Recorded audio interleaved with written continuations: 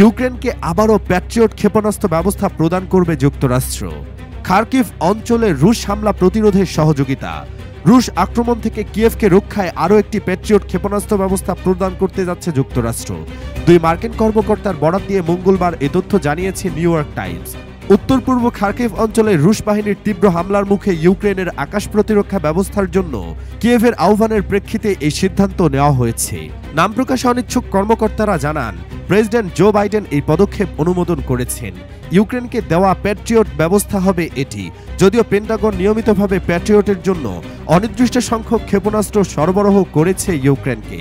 ইউক্রেনের president Volodymyr Zelensky গত মাসের শেষ দিকে আরও প্যাট্রিয়ট ব্যবস্থা চেয়ে যুক্তরাষ্ট্রের কাছে আবেদন করেন। প্রতি মাসে রাশিয়ার প্রায় ৩,০০০ বোমা হামলা থেকে কিয়েভকে প্রতিরক্ষা করতে এই সহায়তার আহ্বান জানান তিনি।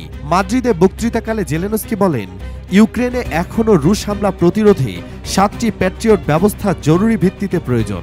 বিশেষ করে খার্কিভকে রক্ষা করতে 2টি প্যাট্রিয়ট ব্যবস্থা প্রয়োজন, যেখানে রাশিয়া ইউক্রেনীয় সেনাদের চাপে রেখেছে। এদিকে ইউক্রেনের নিরাপত্তা চাহিদা নিয়ে মাসিক বৈঠকের প্রস্তুতিতে বসবে যুক্তরাষ্ট্র ও ইউরোপের প্রতিরক্ষা নেতারা।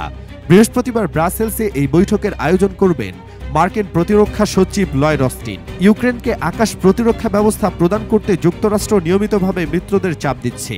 তবে পূর্ব ইউরোপে রাশিয়ার আশেপাশের দেশগুলো এ ধরনের পদক্ষেপ ঝুঁকিপূর্ণ বিবেচনা করে এ ধরনের সিদ্ধান্ত থেকে নিজেদের দূরে রাখতে চাচ্ছে।